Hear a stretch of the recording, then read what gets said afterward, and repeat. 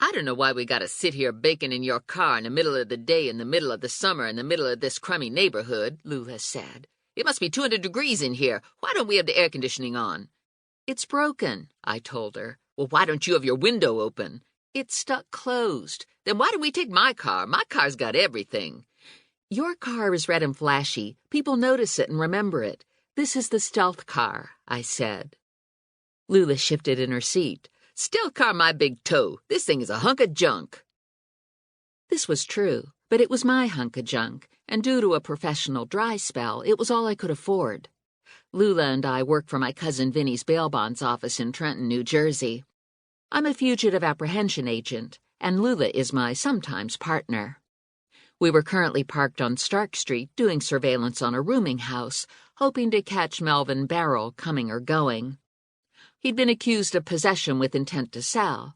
Vinnie bonded him out of jail, and Barrel hadn't shown for his court date.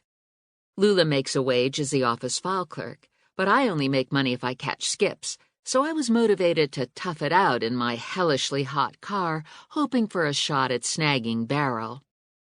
I worked this street when I was a hoe, Lula said, but I was in a better section. This here block is for losers. No high-class hoe would work this block. Darlene Gooch worked this block, but it turned out she was killing people as a hobby. Lula was fanning herself with a crumpled fast food bag she'd found on the floor in the back of my car, and the smell of stale French fries and ketchup wafted out at me. You keep waving that bag around and we're going to smell like we work the fry station at Cluck in a Bucket, I said to her.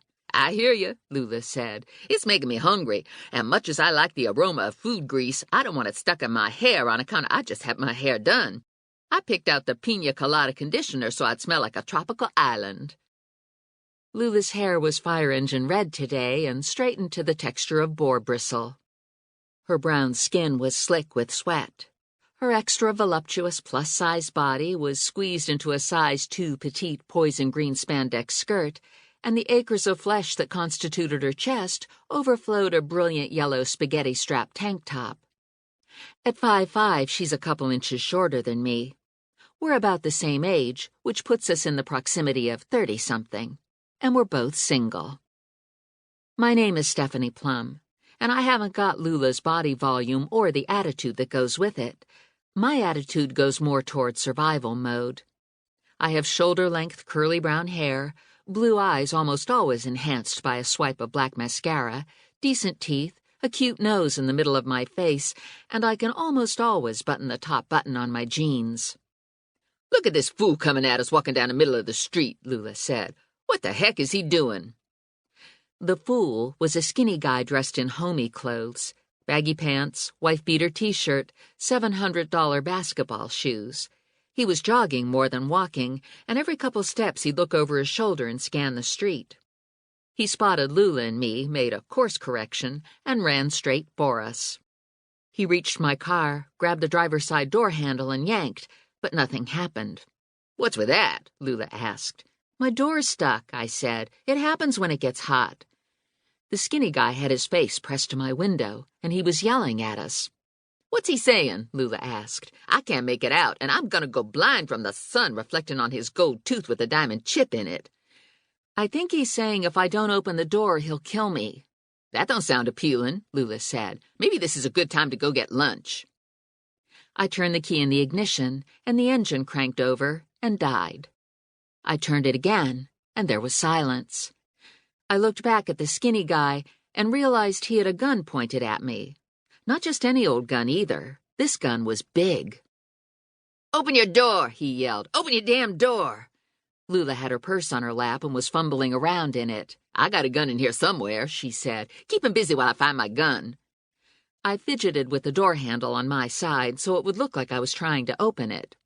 Here's a plan, I said to Lula. When you find your gun, you let me know so I can duck down and you can shoot him. That would be a good plan, Lula said, but I might not have my gun with me. I might have left it home when I changed from my red purse to my yellow purse. You know how I am about the right accessories. The guy was really agitated now.